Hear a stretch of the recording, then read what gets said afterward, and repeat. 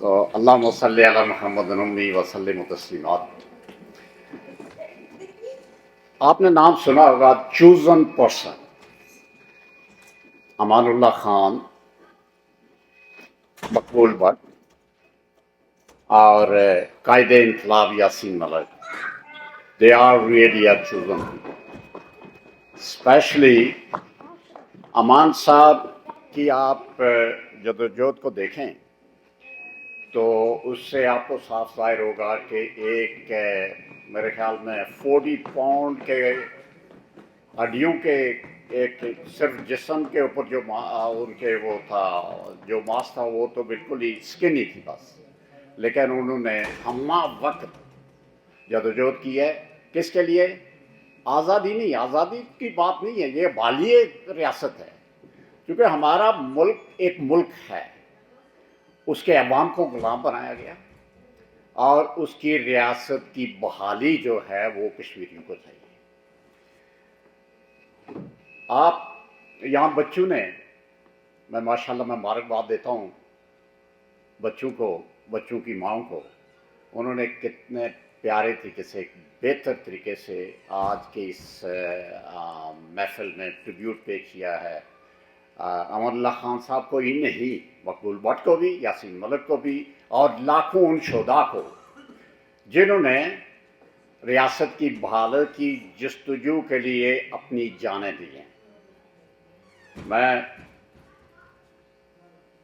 جناب صدر سردار امتیاز صاحب, جناب چیف آرگنائزر چودھری افتخار صاحب اور ہماری پیاری چھوٹی بہن سمیرہ اکبر جو کنوینر ہیں خواتین ونگ کی, ان کو ایک پیغام دینا چاہتا ہوں. پیغام یہ ہے کہ جیسے سمیرہ بہن نے کہا ہے کہ ہم نہ پاکستان کے دشمن ہیں, نہ ہماری پاکستان کی ہم مخالفت کرتے ہیں, نہیں کرتے, بالکل نہیں کرتے. کیوں نہیں کرتے؟ امان اللہ خان صاحب نے کہا تھا, جو ہمارے پیر و مرشد ہیں, انہوں نے کہا تھا کہ ہم پاکستان کے خیر خواہ ہیں. میں تو یہ کہتا ہوں ہم ایران کے بھی خیر خواہ ہیں, ہم افغانستان کے بھی خیر خواہ ہیں, بنگلہ دیش کے بھی خیر خواہ ہیں. ایون اب چھوڑیں, وہ تو ان سے ساتھ ہمارا اخوت کا رشتہ ہے. ہم تو ہندوستانی عوام کے بھی خیر خواہ ہیں, ہماری کوئی دشمنی کسی سے. کل کو دشمنی کس نے کی ہے؟ پاکستان کے حکمرانوں نے. میں اگر کچھ آپ کے ساتھ شیئر کروں تو میرے خیال میں یہ مناسب نہیں ہوگا. میں گزشتہ امتیاز صاحب کو پتہ ہے کہ پاکستان کے مندوب سے ہماری میٹنگ ہوئی, اشرف صاحب میرے ساتھ تھے, کچھ شفیق صاحب نے بھی ہونا تھا, امتیاز صاحب نے, لیکن کسی وجہ سے, اور مشتاق صاحب نے, وہ نہیں آ سکے تھے. انہوں نے اعتراف کیا, انہوں نے کہا آخری رقم میں آپ کو بتاؤں کہ جو اسٹیبلشمنٹ ہے, فوجی اسٹیبلشمنٹ ایک دور کی, اس میں سے کسی ایک صاحب جو بہت پاورفل تھے, انہوں نے in fact cease fire line کو, جس کو وہ کنٹرول کہتے ہیں, کنٹرول لائن, ہم اس کو سیز فائر لائن کہتے ہیں, ہمارے لیے وہ کنٹرول لائن نہیں ہے. یہ شملہ معاہدہ کو رومر ایک چل رہی ہے کہ اس کو معطل کیا گیا, لیکن I don't trust these bureaucrats. پتہ نہیں کیا ہے کیا نہیں ہے, لیکن منیر اکرم نے صاف صاف کہا کہ روزی پکچر ایک پاورفل پاکستانی طاقتور نے ہندوستان کو واقع دی تھی کہ دس از دا بارڈر لائن. بٹ اس سے پہلے ہم نے ایک خط لکھا تھا, وہ سارا جو تھا یہ اس کا منصوبہ, اس کو ہم نے ایکسپوز کیا تھا. اس نے کہا کہ یہ لیٹر ہے, یہ مختار صاحب ادھر ہیں, اس نے کہا کہ یہ لیٹر ہم نے وزارت خارجہ کو بھیجا کہ کشمیریوں کے خدشات ہیں. تو انہوں نے یہ اسٹیٹمنٹ باقاعدہ آفیشلی دی کہ اس طرح کی جو رومرز ہیں, اگر کسی نے اگر ہندوستان کو یہ روزی پکچر دکھائی ہے تو we are not abide buying with this. ایسا کر دیجیے. اور یہ بات تو لمبی ہو جائے گی, اس میں جائیں گے, لیکن اب یہ ہے کہ بھائی ہمیں مضبوط قومی اتحاد چاہیے, صرف جماعتی اتحاد نہیں. آج ایک ویبنار ہو رہا تھا تو اس میں مجھے انوائٹ کیا گیا تھا, تو میں نے وہاں پہ جتنے 60 61 اسپیکر تھے, سب نے کہا جی कश्मीर को यूनाइट करने से पहले के लिए आपको यूनाइटेड स्टेट को I mean Jammu Kashmir liberation front को मुत्तहिद करना पड़ेगा। तो सब ने कहा, किसी एक ने नहीं कहा कि नहीं इसकी ज़रूरत नहीं है। मेरा नंबर आया तो मैंने उनसे गुजारिश की, मैंने कहा जी बात यह है कि यहाँ पे आप इतने नुमाइंदे बैठे हुए हैं मुख्तलिफ ग्रुपों के, और वो किसके, नेशनलिस्ट ग्रुप हैं और जम्मू कश्मीर लिबरेशन फ्रंट के लोग हैं, और सबके सब ये कह रहे हैं जी इताद। मैं कहा यार आपको इताद तो चाहिए, ये इताद करने से आपको मना किसने किया है? आपको आपके रास्ते में रुकावट कौन है? आपके किस बंदे ने आपको रोका हुआ कि आप इताद ना करें? आपके ये जो गैंग लीडर हैं ना, उन्होंने रोका हुआ। मैंने कहा गैंग लीडर्स को एक कमरे में बंद करो। राजा साहब चूँकि हमारे सीनियर राजा मुजफ्फर साहब ने बुलाया था, तो मैंने कहा राजा साहब आपको अगर अमानुल्लाह खान ने अगर जानशीन बनाया था तो किसी वजह से बनाया था, बहुत सारे मिसस्टेप हुए होंगे आपसे, वी इग्नोर दैट। आज भी हम आपकी जिम्मेदारी लगाते हैं कि सबको एक जगह इकट्ठा करें और उनको ये बताएं कि हमें ये डिवीजन नहीं चाहिए। और उसके बाद जब आपके ये JKLF यूनाइट हो जाए तो उसके साथ ही आपको एक नेशनल अलायंस बनाना है।